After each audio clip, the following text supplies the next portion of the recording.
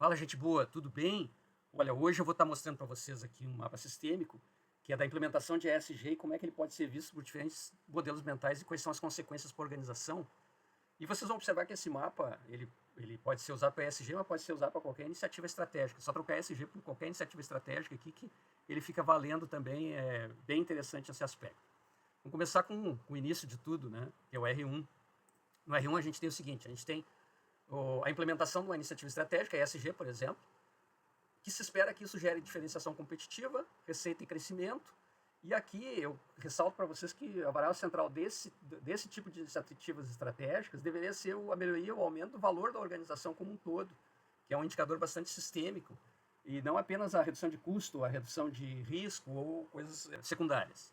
Se a gente está medindo a organização se a gente está medindo a iniciativa por valor da organização e ele for bem implementado, vai retroalimentar o sistema, porque a gente vai perceber que, puxa, aquilo gerou realmente resultados, normalmente não são de curto prazo para gerar valor na organização, e isso retroalimenta a gente ter mais interesse, ter mais motivação para mais investimentos estratégicos em ESG para ter mais resultados ainda de valor. Então isso aqui é o que deveria estar se esperando de positivo.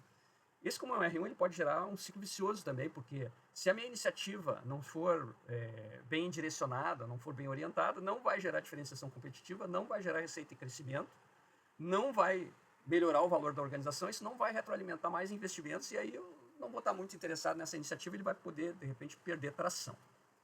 Aí agora a gente vai para o R2, que é a dinâmica da organização, uma dinâmica muito comum da organização, que é o curto prazo vence. Porque se a organização tem um modelo mental de pressão por resultados de curto prazo, ESG normalmente é visto como investimentos de longo prazo, se reduz a ambição de ESG, se reduz a geração de valor via ESG e o valor da organização ele não aumenta. ESG vai começar a ser pensada mais como curto prazo, como o mundo dos custos e como redução de risco. E isso vai, como não gera valor de fato, e eu estou só no interesse de curto prazo, não gerar valor gera mais pressões. Não olhar para o valor da organização gera mais pressão de resultados de curto prazo.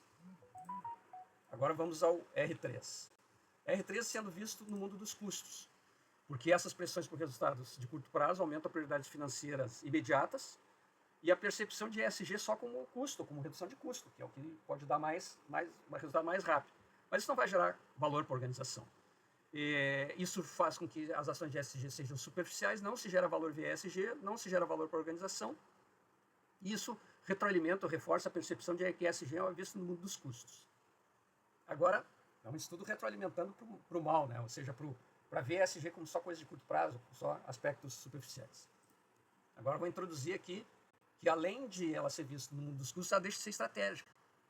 Porque essas prioridades financeiras imediatas forçam a redução de investimentos estratégicos em ESG.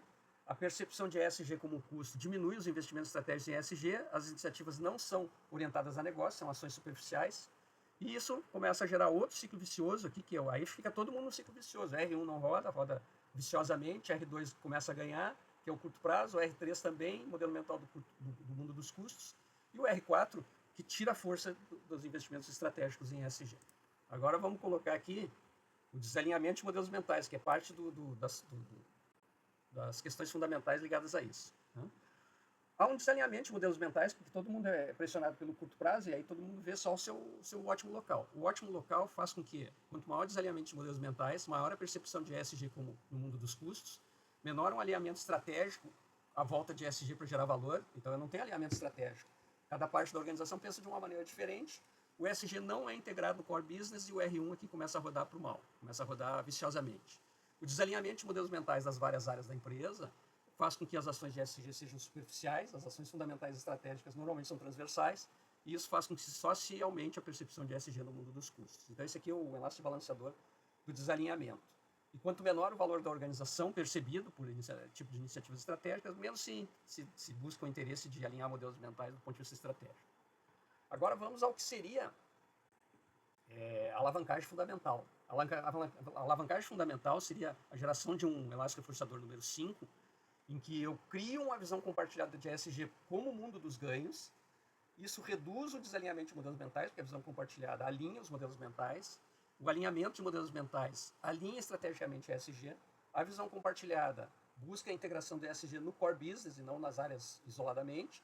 E aí R1 vai começar a funcionar para o bem, vista como um alavancador do valor da organização, e isso retroalimenta o mundo dos ganhos. Isso faz com que o mundo dos ganhos aqui, esse R4 perde força porque ESG deixa de ser visto como custo para ser visto no mundo dos ganhos. Então isso aqui, o R5, é como se fosse a grande alavancagem, o grande ponto de alavancagem de fazer as coisas de uma maneira diferente. Então, o ideal seria a gente já começar uma iniciativa estratégica desse tipo a partir de uma visão compartilhada no mundo dos ganhos. Beleza, gente? Gostaram do mapa? Então compartilhem aí se vocês curtiram com quem curte o assunto de ESG.